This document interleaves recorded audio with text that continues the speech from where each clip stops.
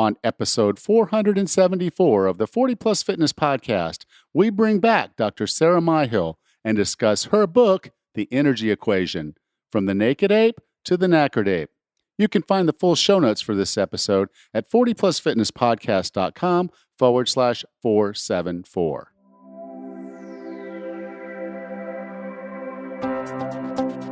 Have you decided you're ready to make a change? To reclaim your health and fitness? The 40 Plus Fitness Podcast is here for you. I'm your host, Alan Meisner. I'm an NSAM certified personal trainer with a specialization in corrective exercise and fitness nutrition. Let me be your coach as you find your way on your health and fitness journey. All right, let's go. If you've listened to the podcast over the last few weeks, you've probably heard me talking about my 12-week weight loss program that's been in pre-launch. We went through that pre-launch program with a select group of people, and the results have been astounding. I'm really excited about where things are going. If you have 15 or more pounds to lose and you're ready to commit, I'm building a wait list for the full program. This will be a select, invitation-only group of people that will go through this 12-week program with a guaranteed weight loss of at least 15 pounds. So if you're committed and you're ready and you have more than 15 pounds to lose, this is your chance. Go to 40plusfitnesspodcast.com/list. I'm going to be picking in order from the order that people sign up onto this list to decide who makes it into the program and who doesn't. If this is for you and you really do want to lose the weight, go to 40plusfitnesspodcast.com/list and get on the waiting list today. Raz, how's your week going? Good, Alan. How are you today? I'm doing all right. In the 80s during the day and 70s at night. My wife and I are starting to try to do our transition move over to the bed and breakfast she bought. Our rent runs out at the end of March for our apartment. So she pretty much wants to be moved over there. And here you can't really leave a property unattended overnight. People will break in and steal things. So we have to stay there some. Well, stay there, I guess. I go by the apartment every once in a while just to see it's still there, but because I'm paying rent. But yeah.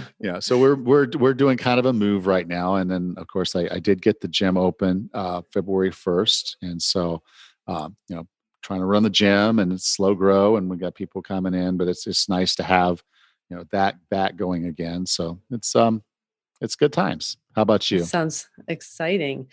Well, we're the exact opposite of you right now. We have some Arctic air coming in, so we're in the single digits, and sometimes those have a negative in front of them as well. So I am avoiding the outside while we are in those single digits and spending some time in my gym. So I just did a spin bike for about an hour this morning and doing some drills and just trying to keep warm as best I can. I'm going to tell you this. This morning, I think it might have got down to all the way to 70. Oh gosh, I would love that right now. So I would say it was like probably, for the folks that are doing Celsius, probably about 22 degrees Celsius. And I was cold. I was like, I'm gonna have to put a sweatshirt on. Oh my gosh. I need 3 layers of clothing if I even go outside to get the mail. You'll lose toes. Right. Yep. But I did see on Facebook that I guess Holland, or New Holland, I forget the city name. Holland has heated sidewalks. So that's cool. Tell us a little bit about that. I don't know a ton about it, but I believe that there's a wastewater treatment plant downtown, or a plant of some sort, where they need to recirculate their water. And when it comes out all nice and hot, it needs to go somewhere. So why not underneath the sidewalks of the downtown? So this heated water goes through all these coils underneath these beautiful brick sidewalks. They've got about almost 5 miles at this point of sidewalks that are heated through this treatment plant's hot water.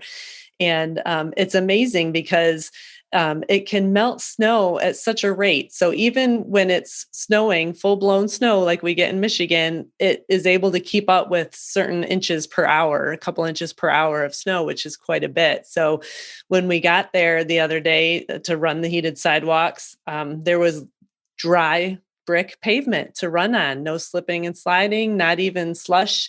And it's stark contrast because the roads are totally full of snow. We actually got probably about 7 inches of snow over the weekend. So it's amazing to see these perfectly dry sidewalks in stark contrast to the snowy roads. It's pretty amazing.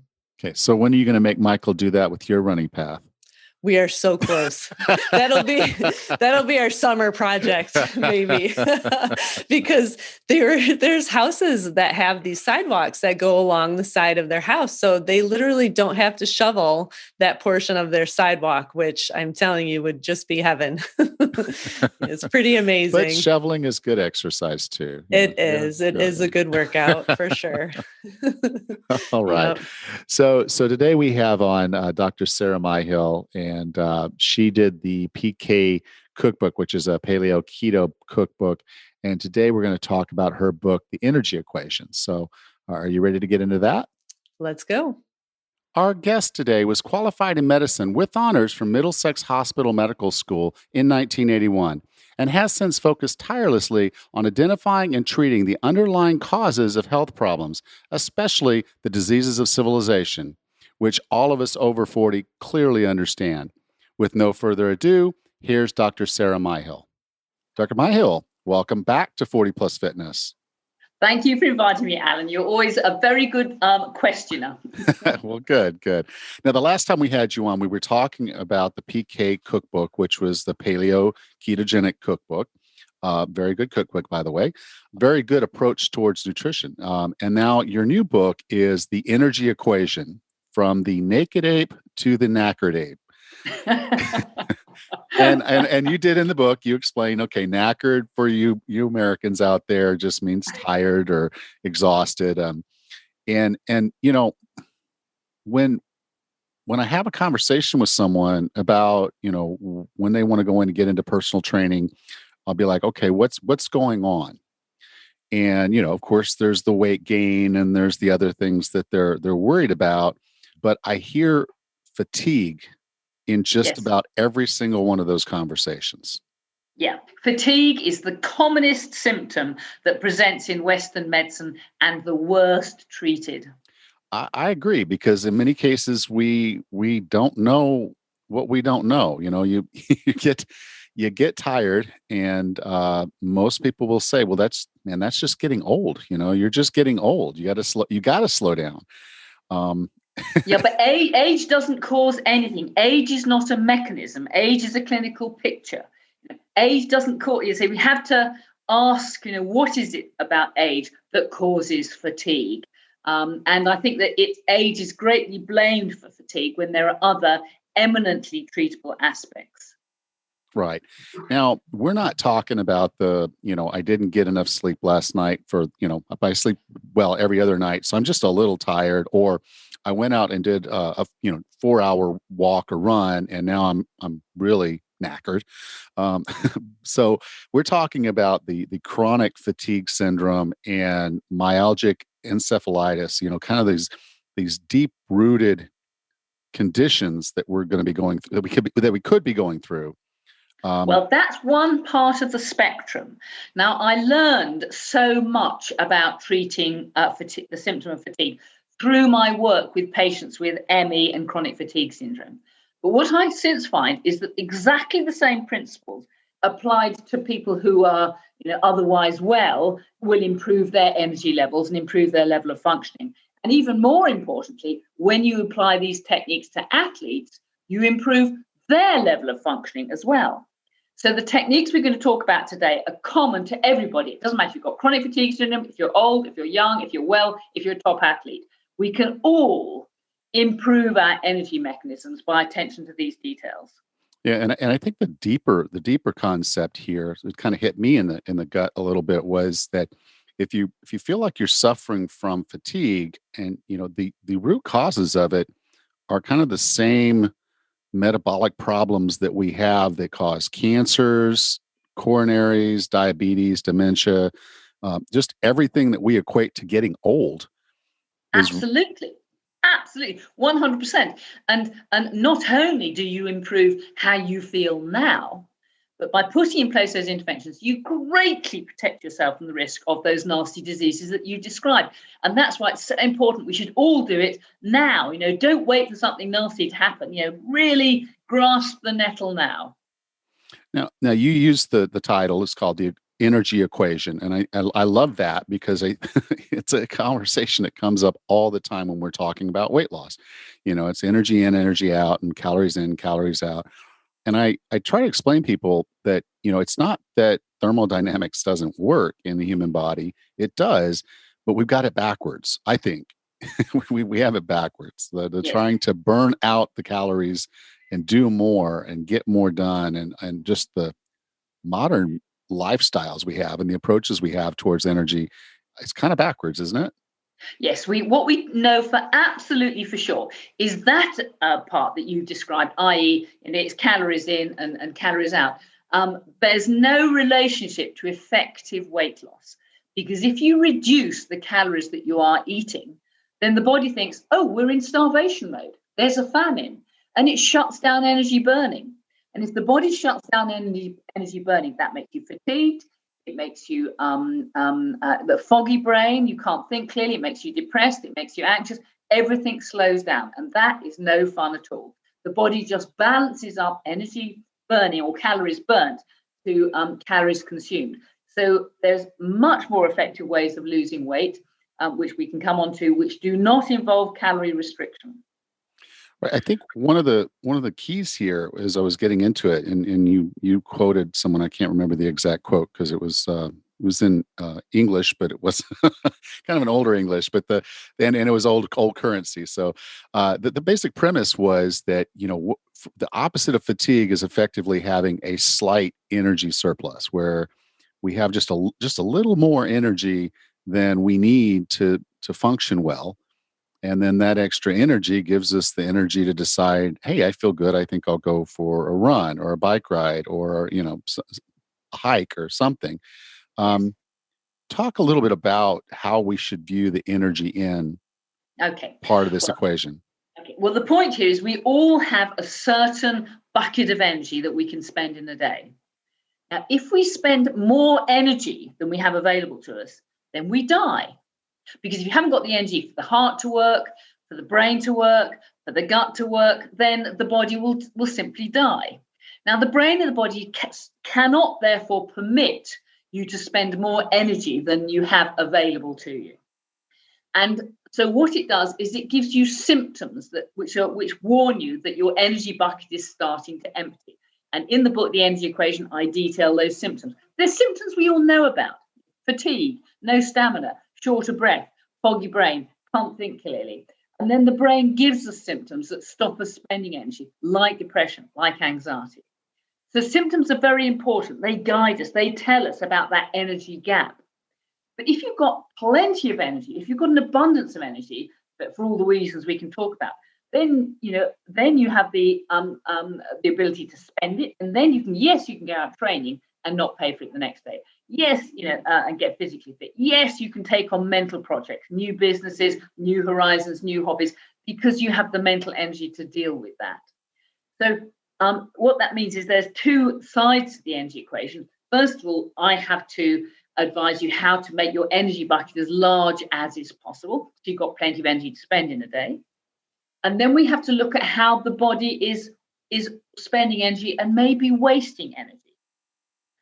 Because the gap between the two gives us the energy to have a life with. And spending energy mentally, spending energy physically is having fun. It's called living life. So the technique to say, make, as I call it, the holes in the energy bucket smaller, but improves the mechanisms by which we generate energy, so we have plenty to go at. I think of energy as money. Now, without money, we can't live. And if you've got an abundance of money, you can go out and have a lot of fun and have a jolly good time. If you're wasting money, then you haven't got the money to spend on the things you like doing. It's exactly the same with energy. Now, you mentioned something that is really, really important is the kind of the leakage, the holes in the bucket, if you will. Most people, when you start talking about energy, they're thinking in terms of, oh, I need to exercise to burn energy, and that is one way that we would use some of the energy that's available to us. But Correct. it's actually a very small percentage of what we would actually use in a day. Can you talk about some of the energy outs and why it's critical for us to make sure that we have an abundance of energy coming in to be able to Yeah. handle these functions? Well, an astonishing statistic in my mind is that about 2/3 of all the energy that the body generates just goes in staying alive. That's called basal metabolism, keeping warm, the heart beating efficiently as a pump, the brain working efficiently. I mean, at rest, although the brain weighs just 2% of body weight, it consumes 20% of all the energy that the body generates. So the brain is using an enormous amount. But the organ that uses the most energy of all is the liver. And the liver at rest uses 27% of all the energy that the body generates. And the reason for that is the liver has to deal with what comes from the gut. The liver is there to mop up the toxic products that come from the gut. And although we think food is good for us, and of course it's essential for life, food is actually a potentially toxic soup. And if you eat, poor quality food, you will end up with a fermenting gut. And when you've got a fermenting gut, you will be fermenting those sugars and carbohydrates to alcohol, to delactate, to hydrogen sulfide. You will be producing lots of bacteria and fungi with bacterial endotoxin and fungal mycotoxin, and that all gets absorbed. And it goes in via the portal vein to the liver. And the liver has to deal with that toxic soup. And that requires a lot of raw materials and a lot of energy. So the liver is the most energy consuming department of the body. So what that tells us is simply by improving our diet, and you mentioned the paleo ketogenic diet opening, simply by getting onto a low carbohydrate, paleo ketogenic diet, you greatly reduce the work that the liver has to do. And if the liver's not using the energy, then it's there for you to use. And so many people, just by doing the diet, turn around to me and say, within a couple, 3 weeks, my energy is back. I've suddenly got my sparkle. I feel 20 years younger. I now know this is how I should be. So the diet is absolutely central to energy delivery mechanisms for that one simple reason. It just reduces the work we have to spend on the liver for just basal metabolism. Yeah, and to take that one level deeper, there's these things that'll come out on the market, raise your metabolism so you can lose weight. And every time I see one of those, I just cringe because that's the exact opposite of what we should be trying to do. You know, our metabolism is going to be what it's going to be. We can Yes. improve it just with the quality of our food and some exercise and other basic functional things we can just do for ourselves. But people will try to take these stimulants basically, and they're like bashing a big hole in their their Correct. bucket. Yeah, I call it flogging a dead horse. That's a saying we have in this country. Yes, you can beat them; they'll do a bit more work, but it's counterproductive in the long term. So no, so supplements that stimulate the metabolism is not, does not work.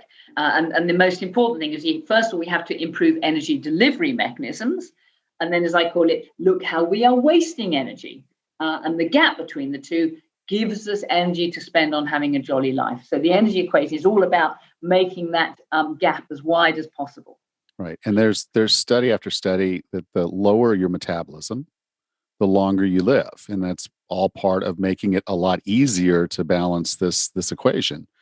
If you're basically doing the right things for your body and your body is optimized, the mitochondria are firing and they're doing what they're supposed to do. You're turning, the ATP around and everything's just kind of working for you. The energy it just blows out because you stored all this body fat and now your body can say, hey, we don't need this anymore. The liver can get busy because it's got all the energy it needs. And it's like, okay, now we can do the cleaning up that we need to do as we get rid of this body fat. And it just really kind of is this self-fulfilling prophecy that's backwards in our head. It's not about getting your metabolism to work faster. It's about optimizing your health so you have an optimized metabolism. It's all about efficiency. And the other thing to remember that is so important is we spend energy even during sleep. And it's during sleep that the immune system heals and repairs. So, you can't work, you can't generate energy, you can't do physical exercise, you can't do brain exercise without creating some damage in the body. And with good quality sleep and energy, and of course, raw materials, the immune system then heals and repairs. So this diet and these interventions stop you degenerating. And degenerative disease is now a major cause of morbidity in people as they get older. So, it's just good all round. You absolutely can't go wrong with these regimes. Now, since we're talking about optimizing and efficiency and trying to keep our, keep our energy out in balance with our energy in and all that, why is it still important to exercise? Because that's burning energy. Why would we still want to exercise? Well, because exercise is, first of all, we are functional animals. And primitive man, if he didn't exercise, if he couldn't use his body, then he would simply die from starvation. So we have had millions of years where for optimum health and optimal function, we have to use our bodies. One example of this is if you send astronauts up into space where there's no gravity, moving around is very easy. They don't need to use their muscles. They get roaring osteoporosis and they get terrible muscle wastage. It's the old story. If you don't use it, you lose it. And to be well, we have to have good structure. We have to have strong bones, strong connective tissue. And to maintain that, we need a certain amount of energy. And of course, there are exercise techniques which will optimize that so we can do that most efficiently. But the primary thing is to, make the energy bucket as large as possible. And the analogy that I give to my patients is the car analogy. And for your car to go, and I like that analogy because I get it and my patients get it. And for your car to go, there are 4 important players. You've got to have the right fuel in the tank. And we talk about that in the book. It's got to be low carbohydrate because modern diets are far too high in carbs. And we get addicted to them and we crave them and they ferment and that makes us fatigued. So the priority is low carbohydrate. And then we have to have, as I call it, the mitochondrial engine. And all mammal cells, in fact, all cells in nature pretty much that you look at, except yeast. So plant cells, tree cells, mammal cells, insect cells, they are all powered by mitochondria. It's like we have an engine that is common to all cells, and every living cell will be powered by those mitochondria. And I think of those as the engines because they take fuel from the bloodstream, which should be ketones. That is the preferred fuel for mitochondria, not sugars. Ketones from the bloodstream, which they burn in the presence of oxygen to generate the energy molecule ATP. So, and there are some supplements which are very commonly deficient. And as you may not know, I've now published 3 papers about mitochondrial function in patients with fatigue syndromes.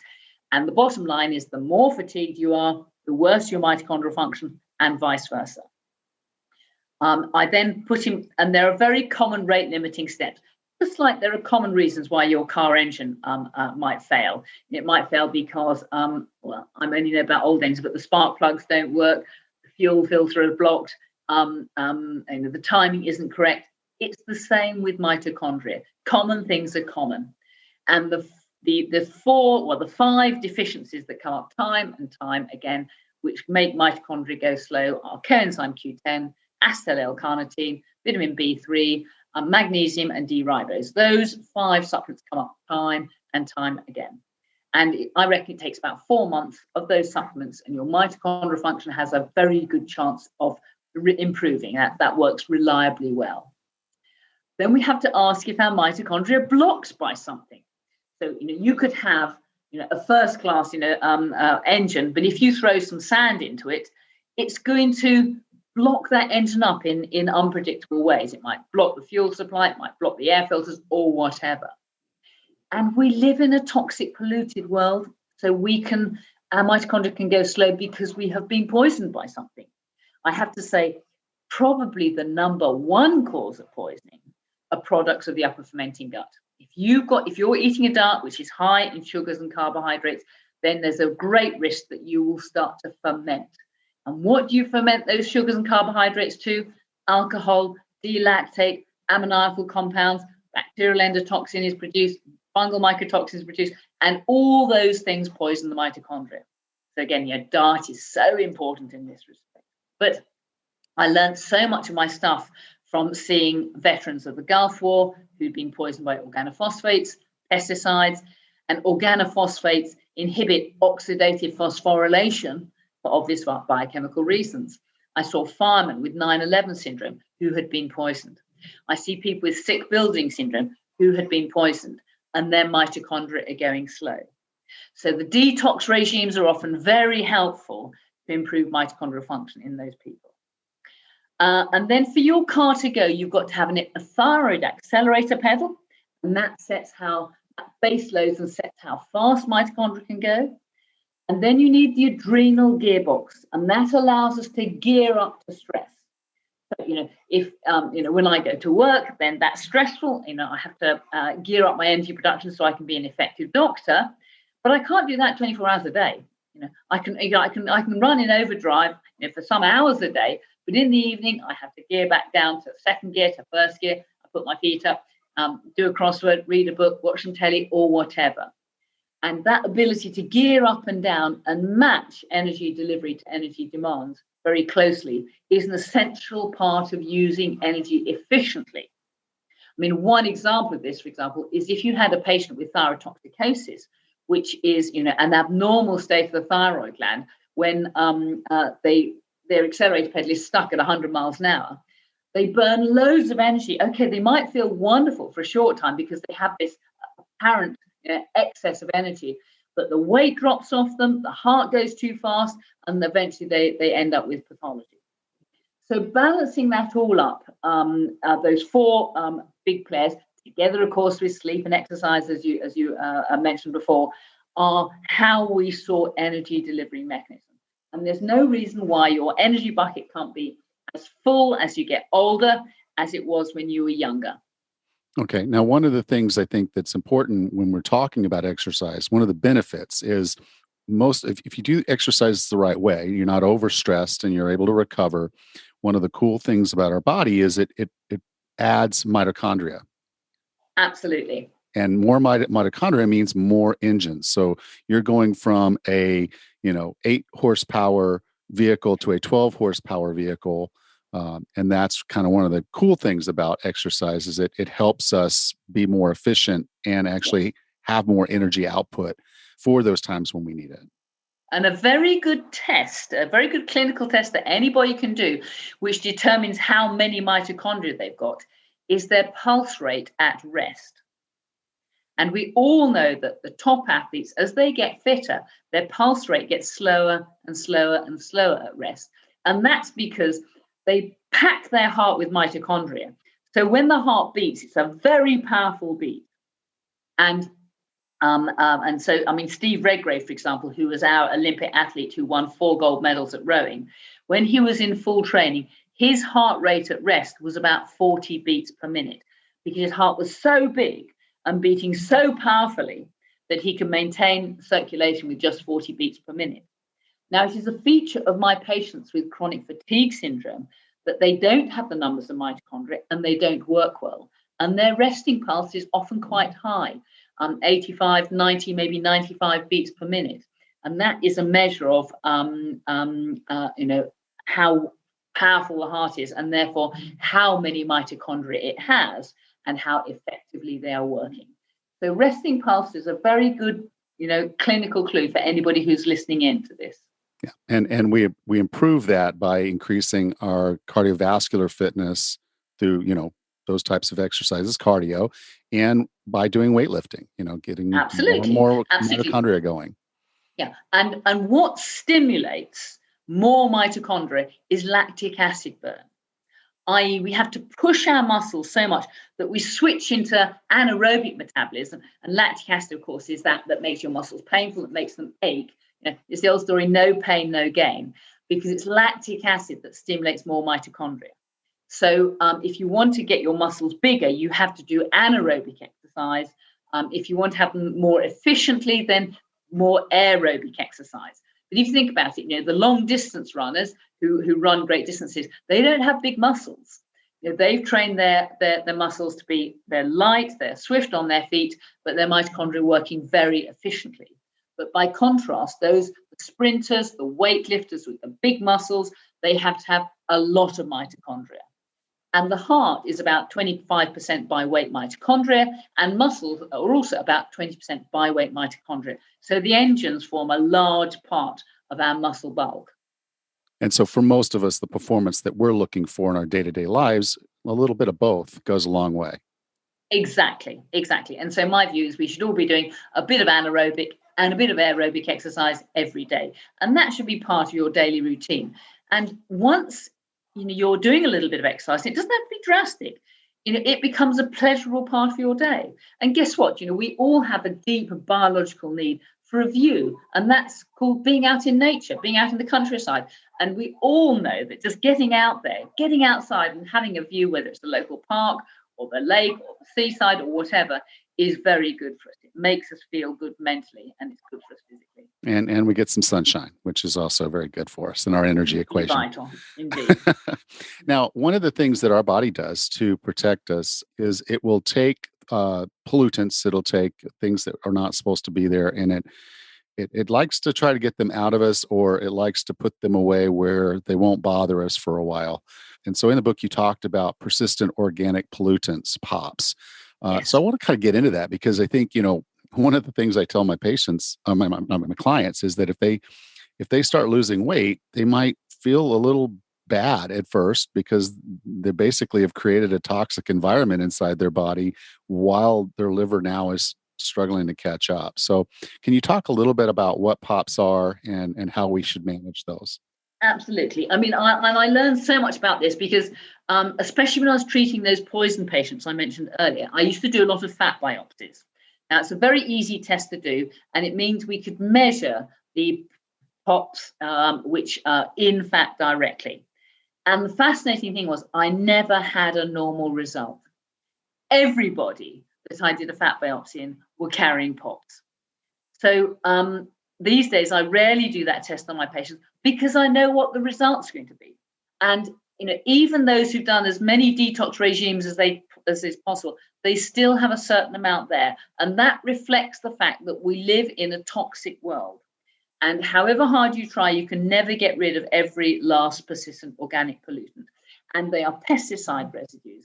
They are fire retardants that is in all furnishings. They're benzene compounds. They're solvents that we get from printed newspaper or from cleaning chemicals or from external air pollution. So we are all carrying these POPs. And my view is we all should do the best we possibly can to reduce the load.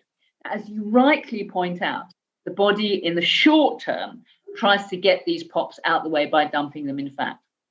Now, when I do a fat biopsy, the result of that comes back in milligrams per kilogram. If I do a blood test, the result comes back in micrograms per kilogram. That's 1,000-fold difference. So the concentration of POPs in fat is 1,000 times higher than that in the bloodstream.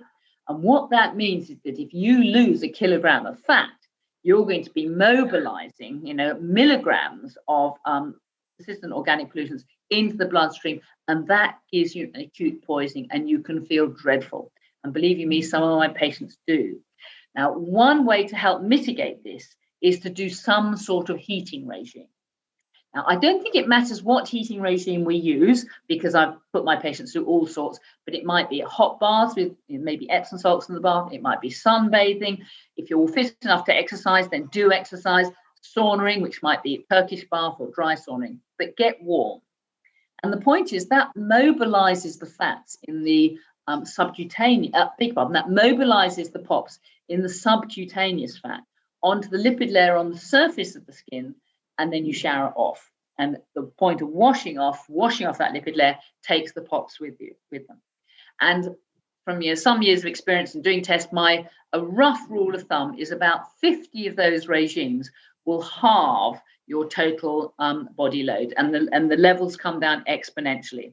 So at least once a week, we should all be doing some sort of heating regime. Now, if you've got the energy to, then going and having a run and having a shower after, perfect. If you haven't got the energy and you've got sunshine, sunbathing is wonderful. If you haven't got the sunshine, then okay, hot bath, a sauna or a far infrared sauna or whatever works just as well. And my view is that is now something that we should all be doing as a routine to try to keep our toxic load down. And of course, in addition to that, do your very best to avoid these chemicals. As I said, you just can't avoid all of them. We're all exposed, but you just have to do your best. Keep your diet as clean as you possibly can. Keep your environment as clean as you possibly can. Yeah, the liver is just kind of a cool organ because what it's doing is making its job as easy as it possibly can by storing this in the fat. So just recognize that it's not cheating you in any way. It's just basically trying to help you have the best energy balance. And so it's doing the easiest, quickest way for it to offload a lot of these chemicals, which were everywhere. So, it's not, we can't avoid them, but they're there. So our liver's doing what it's supposed to do. But the opposite side is on the other side. We're mobilizing this. So it's something for us to be aware of if we go through weight loss, that we may have some other symptoms, some issues that we need to just buff through. And like my doctor says, if you want to be healthy, sweat every day. Just find a way to sweat every day, and you'll be doing a good on your body. One small thing I would just warn you about is when you sweat. Sweat is blood, but minus the white cells and the red cells and the proteins. So if it's in the plasma, a lot of it comes out in the sweat. So what that means is when you sweat, you lose electrolytes. Now, that's not just sodium and potassium. Yeah. That's also magnesium, copper, chromium, selenium, boron, da. It's the whole shebang. And so if you do a lot of sweating regimes, you must ensure that you rehydrate properly with electrolytes and all the minerals. Now, I have a preparation that I made up called sunshine salt, which unfortunately we can't get to America. But if you are doing a lot of exercise, then it's really important you rehydrate, and don't forget magnesium. Now, I'll just tell you a little story about this. We have a competition in this country, the Great Northern Run, which is a half marathon. Now, I think it was 2008 or thereabouts. 10,000 runners ran it, and it was a particularly hot day, and they were sweating a lot. And during the course of that race, 4 runners dropped dead. Now, when it came to post-mortem, it all looked normal. They were told, their family was told, oh, this is sudden adult death syndrome. Well, that's no diagnosis at all. That's just a clinical picture. But I'm quite sure in my own mind that they died of acute magnesium deficiency. Why? You need calcium for the muscles of the heart to contract, and you need magnesium for the muscles of the heart to relax. Now, when you are running a lot in that very hot weather, you are losing buckets of magnesium. And I'm quite sure they induced an acute magnesium deficiency. The heart contracted in systole with calcium, and there wasn't the magnesium to allow diastolic function for it to relax, and their hearts just stopped. And that's what happened in all 4 cases. They were running on looking fine, and then suddenly they went down. And there was no other detectable pathology. They hadn't had a stroke, they hadn't had a heart attack, and I'm quite sure in my own mind that was magnesium deficiency. Yeah, and we're talking about a ketogenic diet, and as a nature of a ketogenic diet, we also flush some extra fluid, so we're not carrying as much.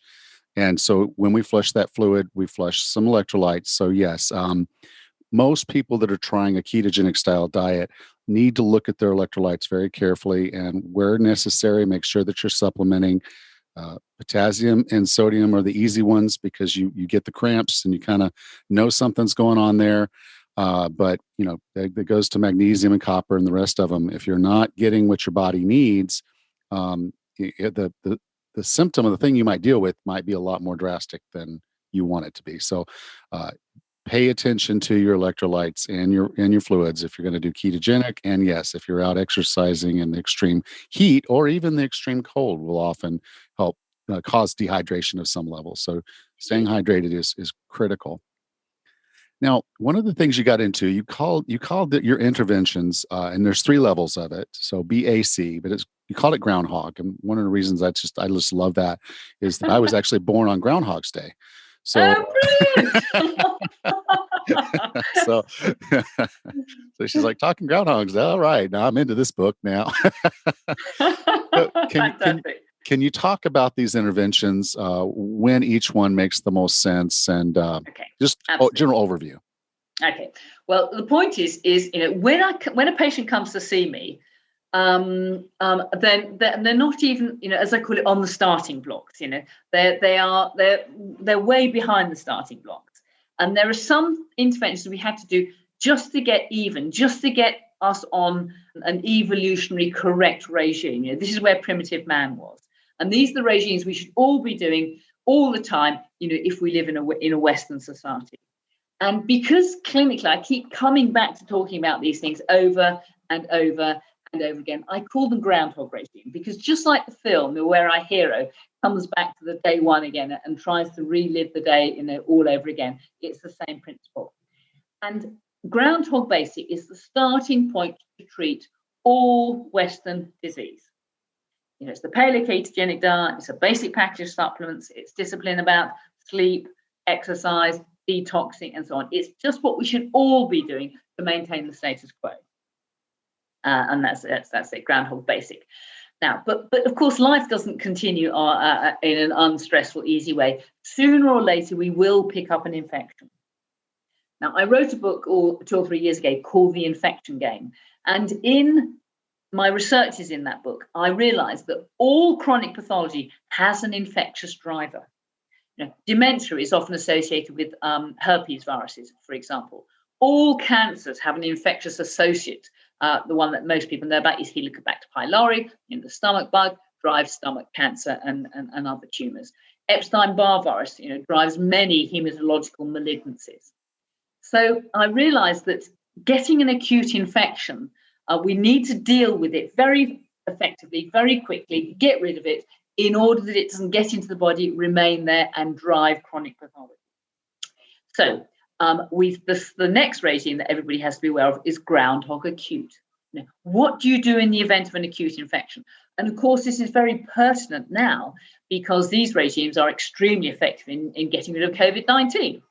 And if you've got the groundhog basic in place, and then at the first sign of getting COVID-19, you take vitamin C to bowel tolerance, you will survive it perfectly well without any problems or complications whatsoever. So vitamin C to bowel tolerance is probably the most important tool of groundhog acute. But of course, people don't come to me, they don't come to me, saying, and how can I live to 100? They come to me sick, or elderly, and they know they're not functioning to their full extent. And so as chronic disease comes in, whatever that chronic disease may be, and I see cancer patients, I see patients with advanced heart disease, I see patients with early dementia, we have to put in even more regimes over and above groundhog acute in order to deal with those chronic pathologies. So we have to do all the groundhog basic regime, but in spades. We have to do them harder. We have to be more disciplined about the diet, maybe take a few more supplements, maybe do some more detoxing, maybe pay more attention to the adrenals and the thyroid. And so groundhog chronic is probably what we should all be doing as we get older. And we should certainly be putting that in place if any pathology strikes, whether that's diabetes, heart disease, cancer, or whatever. Well, I do agree. As we went through these interventions, I was like, yeah, these are lifestyles that, they're not insane. They're not crazy. I can't do this for a long period of time. And granted, you might come in chronic and you do some work and you get yourself to a point where you say, okay, now I can go down to the basic level and I feel pretty good. An occasional issue comes up and you're like, okay, I've got a flu or a cold, and it's like, so I'm going to bump up my vitamin C and feel a little bit better, put a little bit more energy in the tank, give my body what it needs to fight this illness. That's correct. Our bodies are changing all the time. Our environment is changing all the time, from the seasons, with age, with the infections that are available. So there is no one regime that you have to do, and that's it for life. And, we have to box clever. We have to think about what's happening. But the bottom line is, if you've got plenty of physical energy and mental energy and emotional energy, then there's not a lot wrong. And say the best guide to health is symptoms, how you feel, what you can achieve, what you can do. And, fatigue has almost become the norm, because Western people eat these very high carbohydrate diets. And at the beginning of the book, I detail all the symptoms that I commonly hear from my patients, which tell me that the energy balance is beginning to narrow. Either their energy bucket is getting smaller, or they are wasting energy on basal metabolism, chronic infection, allergy, autoimmunity, or whatever. And the gap gives us the symptoms. And just one little aside here. Very often, the first thing people do when their energy gap starts to narrow is they use addiction to mask the symptoms. Now, that is very dangerous medicine because, as I mentioned before, if you spend more energy than you have available to you, you die. And sometimes you hear on the radio about some young person who's gone to a disco dance and taken ecstasy and alcohol and danced all night and gone mad and probably felt wonderful, and then they drop dead. Now, you never hear about the mechanism of death, but my guess is that those drugs have masked that symptom that says you've got to stop, you've got to rest, have masked it so much that they have overspent and they haven't got the energy for the heart to work, and bang, down they go. Well, that's deep stuff, because I think people see it. If you've ever seen an animal at the end die, you see the energy leave. I mean, you quite literally, you're sitting there, and 1 minute it's got energy, and the next it doesn't. And we had to put down our Chihuahua Jojo last year, and that was one of the things we had to deal with was he was suffering, and it was time, but it's just like in one moment there's energy, and then the next there's not. And so energy is extremely important to the way we feel it. And as you said in the book, energy is life. Yes. Energy is life. And I now see the whole of life from the energy perspective. I mean, even human relationships. And, if you have, a human relationship, if both parties are putting the same amount of energy into that relationship, it works incredibly well. But if you get a major disparity, and there's not a lot of love between, maybe to help smooth that over, if you get one person who's constantly putting energy in and the other who's constantly taking it, then that will result in discord.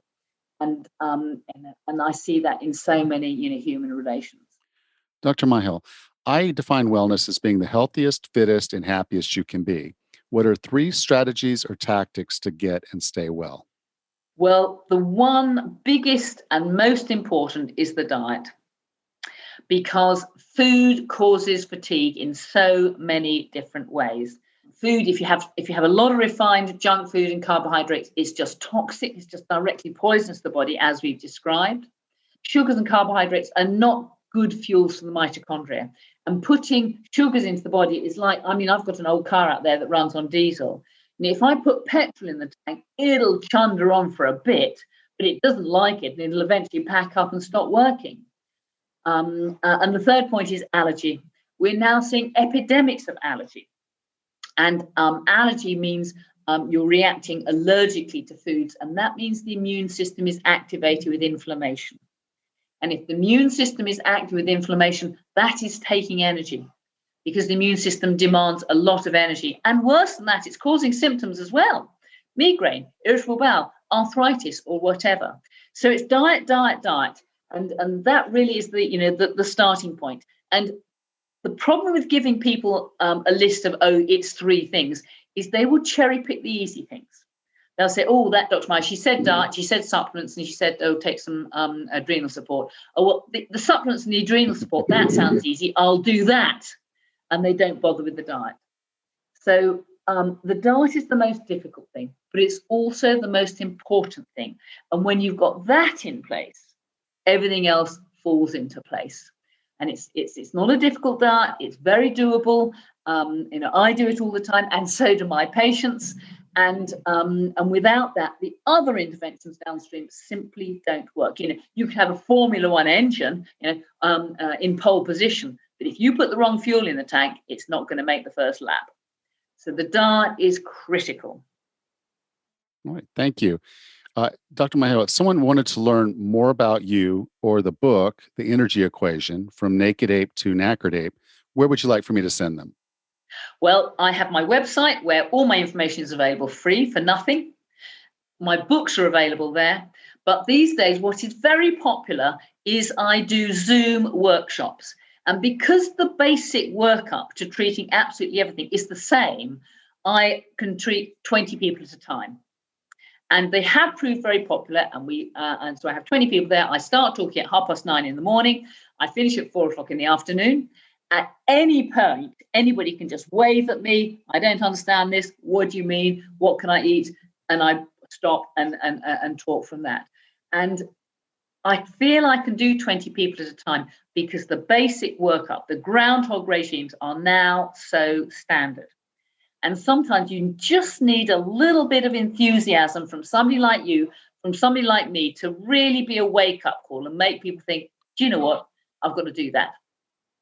And these people do love these interactive regimes because if I say something that they don't get or they don't believe, they can challenge me straight away. And I can come back with what I think is a good and a coherent, response. But all the answers are in the books. But say some people, there are videos of me online on YouTube. If you Google Life, the Basic Manual, there are various vignettes of me doing video stuff. Or join a workshop and we can have some fun there. Okay. The address for that website is? It's just drmyhill.co.uk. Okay. If you put Myhill in, my website has lots of hits, and it usually comes up fairly high up. Okay. Well, I'll have this in the show notes. So you can go to 40plusfitnesspodcast.com/474, and I'll have the link there. Dr. Myhill, thank you so much for being a part of 40 Plus Fitness. Alan, my absolute pleasure. You ask all the right questions, and that makes my life very easy. Thank you.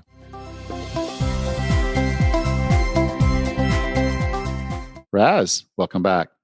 Hey, Ellen. Wow, what an amazing interview. I mean, who isn't fatigued at this age of our lives? Yeah, sometimes you don't even know what you don't even know because you're so in it that you don't even have a concept that you are fatigued. It's like people just expect, okay, I'm a little older, I'm going to be tired. That's going to be a normal state. And it doesn't have to be a normal state all the time. There's some people are dealing with issues and just don't know it because that's their normal. They wake up that way. They're that way every day. You notice things when there's a drastic change from what you're doing. But and I've said this before, and someone said that's kind of morbid, and you shouldn't say that. But anyway, I've got to say it again. Is this the boiling the frog? If you try to toss a frog into boiling water, it'll hop right back out. It'll get out of there pretty quick because the water's hot and it senses that it's hot. It's a drastic difference from not hot. But if you put the frog in regular water and you slowly bring it to a boil, the frog doesn't recognize that the water's beginning to get too hot, and you'll actually boil the frog. So I don't condone boiling frogs. So don't tell people I'm boiling frogs that I've ever done this. Maybe I'm wrong. Maybe it doesn't work that way, but that's what I've been told.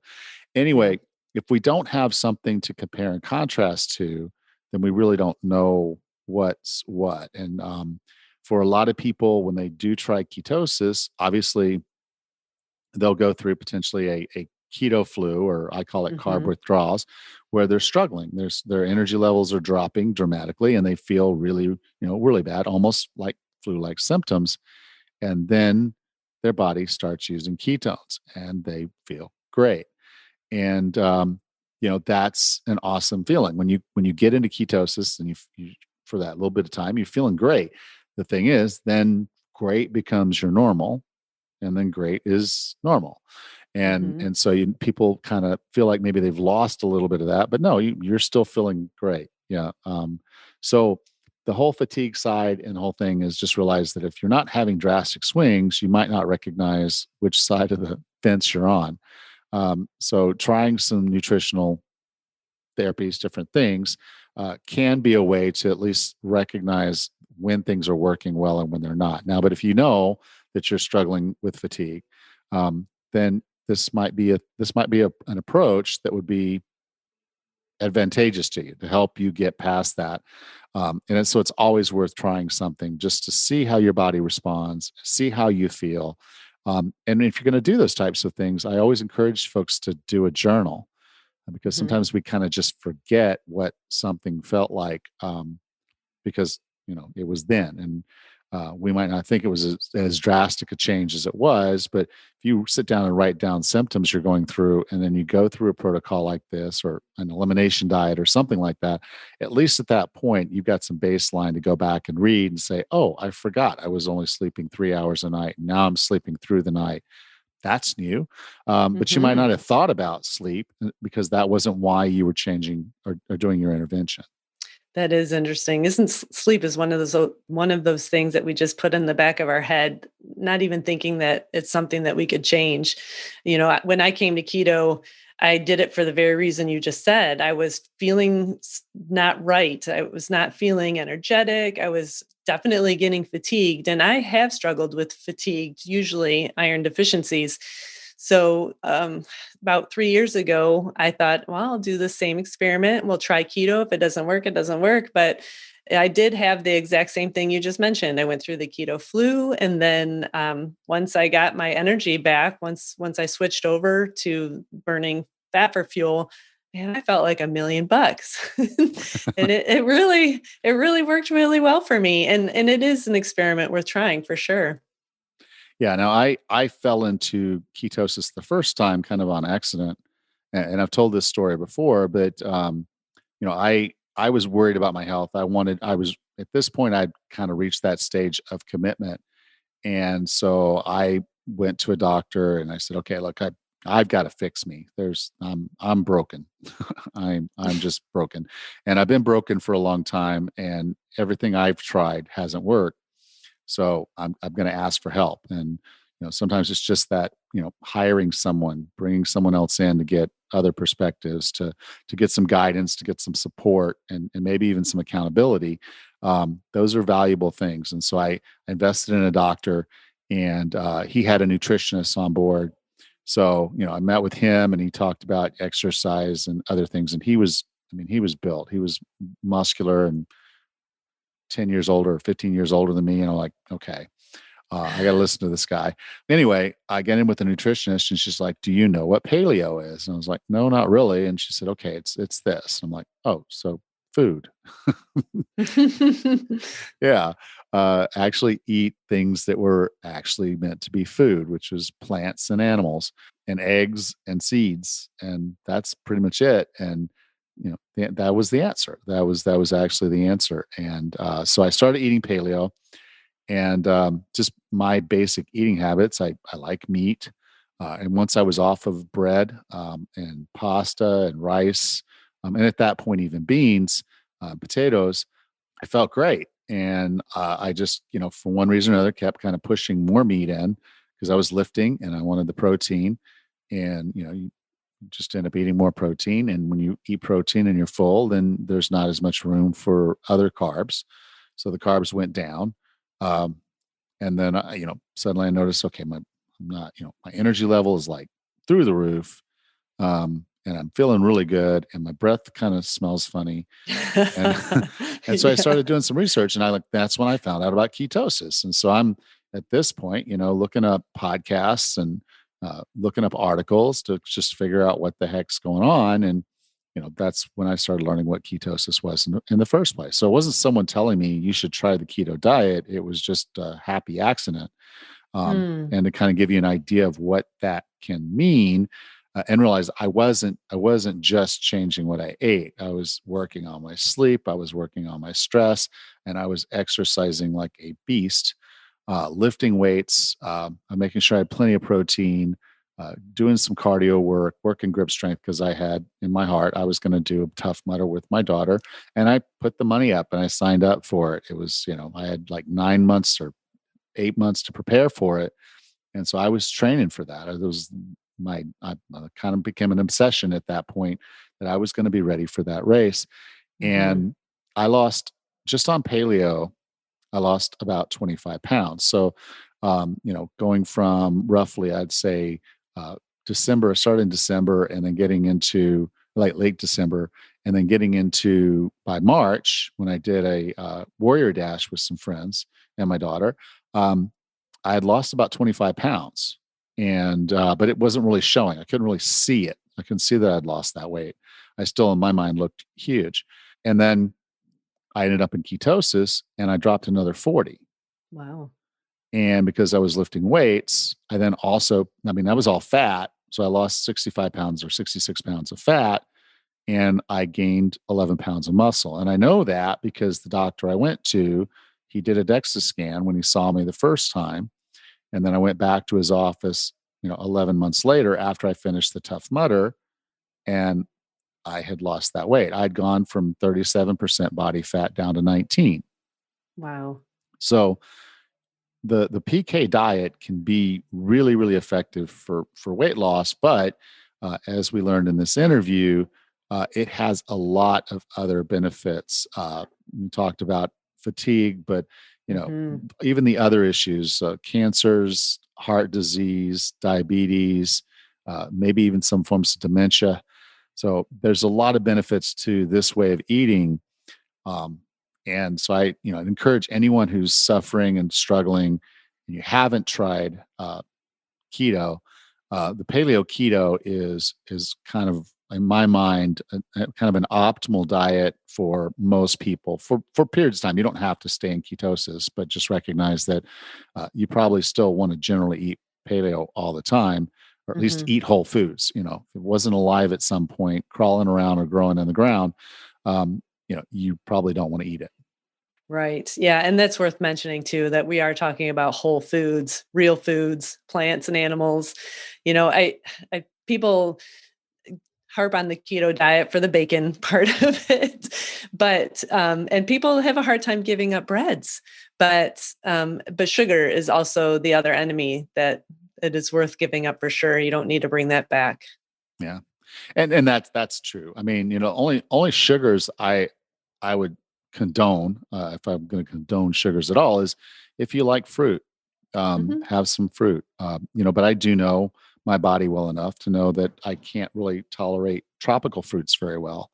My blood sugar is going to spike, and that's not going to be in my best interest over time, for my blood sugar to spike when I'm eating fruit. So I eat very limited tropical fruits. So I may occasionally have a banana. I might occasionally have a little bit of mango. Like if there's a breakfast bar and there's some mango, I might have a little bit, and maybe a little bit of pineapple here and there. But for the most part, if I'm going to have fruit, it's going to be berries, it's going to be apples, pears. That's going to be the bulk of it. And it works for me. I can still have my pears and apples and berries and still be in ketosis.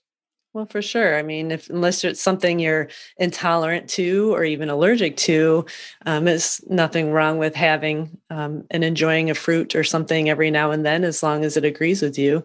It's not something you have to totally eliminate forever. Yeah. And that's kind of one of the core things is be willing to experiment, try something, see how it works. Something as simple as having a blood glucose meter and, having a piece of fruit, having a piece of mango, or having a bit of apple or a bit of berries, and just seeing what it actually does. And so I've been periods of time where I was checking my ketones all the time. I was using a breath meter, so it was not that expensive. I paid for the meter, and then I have it. But I could see if I ate some fruit, particularly tropical fruit, my ketones went away. And they went away for about as long as I figure it took my body to burn that extra sugar off. And then once it was done, I was able to get back into ketosis. So, you just realize that it's worth experimenting with different things. Don't poo-poo things. Everybody likes to say, "Oh, keto's a fad diet." Well, it's only a fad diet that's been around since like the 1800s, because it's just had different names over time. But there's text that goes all the way back to the early 1800s where they're talking about if you want to lose some pounds, cut your carbs. It's been an idea that's been out there for centuries, and so for people to poo-poo it and say it's just another fad, and it's just like Atkins, just like South Beach. I'm like, well, those are just names for branding, to brand something that people wanted to sell something and make some money with an idea that's been around for a long, long time. And our ancestors knew that if you're eating carbs, you're going to be putting on weight, which, if you're living in caveman times, not a bad plan, to be putting on a little bit of body fat. Because if you listen to the episode I had with Dr. Fedwa and Dr. Esco, I mean, that was the cycle. You have access to fruit and those things. You put on a little bit of weight. That's going to help keep you warm in the winter. That's going to give you some excess energy when food's a little bit scarce. And then in the winter, there's no fruit. So now you're hunting animals and, getting fat and protein. And, now you're burning through some of those carbs you ate during the summer and spring. And that's a good thing. And that's how our body was designed. We weren't designed for having ready access to food all the time. We weren't, developed around the process that we would have so much food available. And then the carbs, just you walk in the grocery store, your great grandparents walked into one of our grocery stores right now, they would not recognize 99% of what's in there as actual food. Right. They would walk around the outside and say, okay, this is the grocery store. What do they sell in there? What do they sell in the middle? Because they wouldn't know most of it. He said, oh, well, these are cheese puffs. I'm like, cheese puffs. It's so weird. Yeah. Yes. Yep. These are good. And I'm like, okay, well, yeah, but they're not food. They're food stuff. That started with stuff that was in food. And then it went horribly, horribly wrong. And yeah, if you want to eat some of that stuff, is it going to kill you overall? Probably not. But if that's the core of what you're subsisting on and trying to live like a teenager or a college kid on pizza and cheese puffs and Dr. Pepper or soda, or whatever it is, no, you're not gonna live long. You're just not. You're making choices that are not going to serve you, and it won't take you long to figure it out. Spend a month eating that way, and just you see it. It's called the COVID-15. So you got to try something to know if it's going to work, and you got to try something to know what it's going to do if it's not going to work. Right. And the other half of that equation, of course, I am the runner. And so you need to move, you need to exercise. And when you eat foods like that, you don't feel so good when you exercise. It doesn't give you the energy that you need. No matter how much sugar or energy drinks you can shove down, it's not going to feel good. Your body's going to feel tired later anyway. And all of the work that you're doing in the gym or running around like I do, it's going to backfire altogether. I'm pretty particular about what I like to eat because I know how my body responds to food. I've mentioned in the past that my body likes red meat better than white meat. I could eat steaks all day long and chicken meat just does not do it for me. And I can tell on my runs. So, you'll get to feeling better when you clean up the diet a little bit better. Absolutely. All right, Raz. Well, I guess I'll see you next week then. Hey, you bet. Sounds great. Take care. Next time on the 40 Plus Fitness Podcast, we bring back Phoebe Lapine and discuss her book, SIBO Made Simple. Until then, have a happy and healthy week.